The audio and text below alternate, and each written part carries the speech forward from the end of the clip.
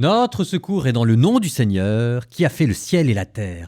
Petite pause publicitaire. N'oubliez pas que ce podcast, il vous est gratuitement proposé selon que Jésus a dit. Vous avez reçu gratuitement, donnez gratuitement. Et c'est ce que nous faisons. Mais Jésus a aussi dit, l'ouvrier mérite son salaire, et ça c'est ce que vous ferez. N'oubliez pas le guide. Le lien est en bas. Merci. Fin de parenthèse, on retourne à Jean. Nous avons terminé une première grande partie dans l'évangile selon saint Jean, ce qu'on appelle le livre des signes. Il nous reste maintenant le dernier signe ultime à voir, celui de la résurrection, mais il va se faire à la conclusion de cet autre livre, de cette autre deuxième partie dans l'évangile de Jésus-Christ selon saint Jean que nous ouvrons ensemble aujourd'hui et que l'on appelle le livre de la gloire. Nous sommes un jeudi, et Jésus a réalisé, même s'il est le seul à l'avoir réalisé, que c'était son dernier repas avec ses disciples.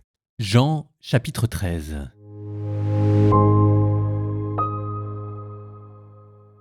Avant la fête de la Pâque, sachant que l'heure était venue pour lui de passer de ce monde à son Père, Jésus, ayant aimé les siens qui étaient dans le monde, les aima jusqu'au bout. Au cours du repas, alors que le diable a déjà mis dans le cœur de Judas, fils de Simon l'Iscariote, l'intention de le livrer, Jésus, sachant que le Père a tout remis entre ses mains, qu'il est sorti de Dieu et qu'il s'en va vers Dieu, se lève de table, dépose son vêtement et prend un linge qu'il se noue à la ceinture, puis il verse de l'eau dans un bassin. Alors, il se mit à laver les pieds des disciples et à les essuyer avec le linge qu'il avait à la ceinture. Il arrive donc à Simon-Pierre qui lui dit « C'est toi, Seigneur, qui me laves les pieds ?» Jésus lui répondit « Ce que je veux faire, tu ne le sais pas maintenant, mais plus tard tu comprendras. » Pierre lui dit « Tu ne me laveras pas les pieds, non, jamais !» Jésus lui dit « Si je ne te lave pas, tu n'auras pas de part avec moi. » Simon-Pierre lui dit « Alors Seigneur, pas seulement les pieds, mais aussi les mains et la tête. » Jésus lui dit « Quand on vient de prendre un bain, on n'a pas besoin de se laver, sinon les pieds, on est pur tout entier. Vous-même, vous êtes purs, mais non pas tous. » Il savait bien qui allait le livrer, et c'est pourquoi il disait « Vous n'êtes pas tous purs. » Quand il leur eut lavé les pieds, il reprit son vêtement, se remit à table et leur dit « Comprenez-vous ce que je viens de faire pour vous ? Vous m'appelez Maître et Seigneur. Et vous avez raison, car vraiment je le suis. Si donc moi, le Seigneur et le Maître, je vous ai lavé les pieds, vous aussi vous devez vous laver les pieds les uns des autres. C'est un exemple que je vous ai donné afin que vous fassiez vous aussi comme j'ai fait pour vous. Amen, amen, je vous le dis. Un serviteur n'est pas plus grand que son maître, ni un envoyé plus grand que celui qui l'envoie. Sachant cela, heureux êtes-vous si vous le faites. Ce n'est pas de vous tous que je parle. Moi, je sais quels sont ceux que j'ai choisis, mais il faut que s'accomplisse l'Écriture. Celui qui mange le pain avec moi m'a frappé du talon. Je vous dis ces choses dès maintenant, avant qu'elles n'arrivent. Ainsi, lorsqu'elles arriveront, vous croirez que moi, je suis. Amen, amen, je vous le dis. Si quelqu'un reçoit celui que moi j'envoie, il me reçoit moi-même. Et celui qui me reçoit celui qui m'a envoyé. Après avoir ainsi parlé, Jésus fut bouleversé en son esprit. Et il rendit ce témoignage. Amen, amen, je vous le dis, l'un de vous me livrera. Les disciples se regardaient les uns les autres avec embarras, ne sachant pas de qui Jésus parlait. Il y avait à table, appuyé contre Jésus, l'un de ses disciples, celui que Jésus aimait. Simon-Pierre lui fait signe de demander à Jésus de qui il veut parler. Le disciple se penche donc sur la poitrine de Jésus et lui dit « Seigneur, qui est-ce » Jésus lui répond « C'est à celui à qui je donnerai la bouchée que je vais tremper dans le plat. » Il trempe la bouchée et la donne à Judas, fils de Simon l'Iscariote. Et lorsque Judas eut pris la bouchée, Satan entra en lui. Jésus lui dit alors, « Ce que tu fais, fais-le vite. » Mais aucun des convives ne comprit pourquoi il lui avait dit cela. Comme Judas tenait la bourse commune, certains pensèrent que Jésus voulait lui dire d'acheter ce qu'il fallait pour la fête ou de donner quelque chose aux pauvres. Judas prit donc la bouchée et sortit aussitôt. Or, il faisait nuit. Quand il fut sorti, Jésus déclara, « Maintenant le Fils de l'homme est glorifié, et Dieu est glorifié en lui. Si Dieu est glorifié en lui, Dieu aussi le glorifiera. Il le glorifiera bientôt. Petits enfants, c'est pour peu de temps encore que je suis avec vous. Vous me chercherez, et comme je l'ai dit aux Juifs, là où je vais, vous ne pouvez pas aller. Je vous le dis maintenant à vous aussi. Je vous donne un commandement nouveau, c'est de vous aimer les uns les autres. Comme je vous ai aimé, vous aussi, aimez-vous les uns les autres. À ceci, tous reconnaîtront que vous êtes mes disciples, si vous avez de l'amour les uns pour les autres. » Simon-Pierre lui dit, « Seigneur, où vas-tu » Jésus lui répondit, « Là où je vais, tu ne peux pas me suivre maintenant, tu me suivras plus tard. » Pierre lui dit, « Seigneur, pourquoi ne puis-je pas te suivre à présent ? Je donnerai ma vie pour toi. » Jésus réplique, « Tu donneras ta vie pour moi ? Amen, amen, je te le dis, le coq ne chantera pas avant que tu m'aies renié 3 fois. »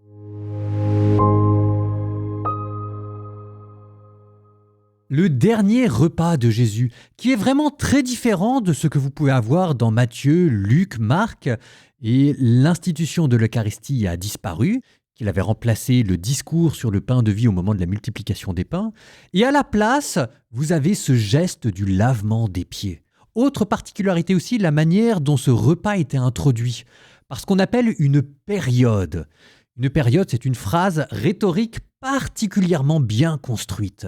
Sachant que l'heure était venue pour lui de passer de ce monde à son Père, Jésus, ayant aimé les siens qui étaient dans le monde, les aima jusqu'au bout. Vous avez la montée, ce qu'on appelle la protase, l'acmé, le paroxysme, Jésus ayant aimé les siens, et puis ensuite la descente, l'apodose. Une phrase magistrale que l'on retrouve parfois à la messe, donc certainement vous l'avez déjà entendue et elle vous est familière. Ça vous montre le degré de construction de tout ce que vous venez d'entendre. D'ailleurs, en voilà encore un autre. Vous voyez comment est-ce que, à la figure de Jésus qui aime jusqu'au bout, répond cette autre figure ténébreuse, catastrophique, celle de Judas. Regardez, Jésus qui commence par laver les pieds, ensuite Judas qui trahit, et après Jésus reprend la parole pour donner un commandement nouveau, aimez-vous les uns les autres. C'est quand même saisissant. Enfin, comment vous voulez mettre davantage en lumière l'aspect dérisoire de cette trahison, l'aspect pervers, l'aspect corrompu, l'aspect satanique de Judas, de sa trahison, qui est d'autant plus mise en avant qu'elle se trouve d'un côté entourée des 2 plus beaux passages de l'Évangile selon saint Jean. Bon, laissons là Judas, repartons sur de plus belles choses, le lavement des pieds. Vous savez, un geste vaut mieux que tous les discours. Parfois, dans Jean, on ne sait pas très bien exactement où Jésus veut en venir à travers des phrases dont on a du mal à comprendre le sens. Mais là, vous avez un des gestes les plus évidents, les plus parlants de tous les évangiles. Jésus qui enlève son vêtement et qui se met à laver les pieds de ses disciples. Tout le monde comprend ce que ça veut dire. Alors, tout le monde comprend ce que ça veut dire, ça n'empêche pas que c'est extrêmement novateur. Parce que le dernier repas de Jésus, c'est un repas rituel qui commémore la Pâque des Juifs. Normalement, c'était les invités qui lavaient les mains de celui qui dirigeait le repas. Et là, c'est exactement le contraire. Deuxième inversion, normalement, c'est les disciples qui prennent soin de leur maître. Et là, c'est le contraire. D'autant plus que laver les pieds de ses disciples, normalement, un disciple pouvait aller jusqu'à dénouer la courroie des sandales de son maître. Après, c'était considéré comme un geste dégradant qu'il fallait laisser aux esclaves. Vous avez encore aussi la symbolique du vêtement. Jésus qui dépose son vêtement. Déposer son vêtement comme on dépose sa vie.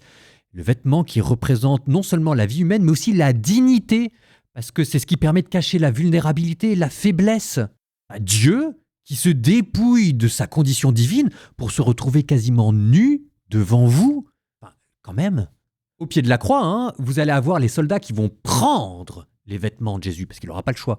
Mais là, c'est Jésus qui dépose ses vêtements. Il donne librement sa vie. Et après ce geste, pour saint Augustin, c'est le 8e sacrement. Après ce geste, vous avez le discours d'adieu qui commence. Alors ce discours d'adieu, il va durer 4 chapitres, hein. Donc préparez-vous, sauf que ici, vous venez d'avoir en introduction le thème central de ce qui va ensuite être déployé pendant 4 chapitres. C'est ce que je vous disais, c'est ce commandement nouveau. Je vous le dis maintenant à vous aussi, je vous donne un commandement nouveau, c'est de vous aimer les uns les autres.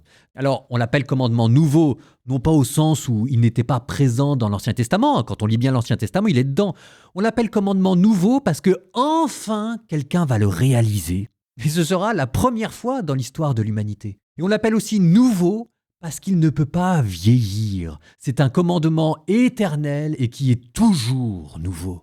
Aimez-vous les uns les autres, comme je vous ai aimé, aimez-vous les uns les autres. Donc ici, ce qui est commandé, c'est cette charité, mais au sens d'une charité, celle d'une amitié, celle d'une fraternité, qui va plus loin même que simplement faire les choses gratuitement, c'est s'attacher aux gens qui est demandé. Et de ce commandement nouveau, Jésus vous en donne le fondement, le don de sa vie. Jésus qui vous aime jusqu'à mourir. Si le grain de blé tombé en terre ne meurt, etc. C'est toujours la même chose, il est là le fondement. Et le fondement, c'est le don de soi, la vie donnée. Le grain de blé qui tombe en terre porte du fruit, etc. Et ensuite, il vous donne le fruit que ça va porter. À ceci, tous reconnaîtront que vous êtes mes disciples. C'est la vie de l'Église. La vie de l'Église, ça commence pas par la foi dans la résurrection, ou plutôt, ça commence dans la foi dans le fait que quand on donne sa vie, par amour, là on ressuscite. Et ça, c'est l'activité missionnaire de l'Église, son rayonnement propre dans le monde. Et donner sa vie, je le redis, c'est s'attacher aux gens, même aux salauds, comme Judas. Et une fois que Jésus vous a emmené jusqu'à cette hauteur-là, ensuite les disciples prennent la parole, et là on s'aperçoit que Pierre dit « Mais si, moi je vais donner ma vie pour toi », et Pierre lui dit « Mais non, mais t'as rien compris ». Et c'est cette incompréhension entre les disciples et Jésus qui va expliquer les 4 chapitres que vous allez entendre. Jésus va essayer de reprendre les choses. C'est assez touchant parce que derrière l'incompréhension des disciples, c'est la nôtre. Qui d'entre nous peut dire qu'il a compris le commandement nouveau, aimer jusqu'à la mort? Donc c'est pour nous que Jésus parle là. C'est à vous qu'il a donné ce commandement nouveau. Et nous terminons, dernière partie du chapitre 6 du Cantique des Cantiques. Cantique des Cantiques, chapitre 6. Cœur. Où est parti ton bien-aimé, ô belle entre les femmes? Où s'en est allé ton bien-aimé que nous le cherchions avec toi? Elle. Mon bien-aimé est descendu dans son jardin, dans les parterres d'aromates, pour mener ses brebis paître au jardin et pour cueillir des lys. Je suis à mon bien-aimé est à moi, lui qui mène paître ses brebis parmi les lys.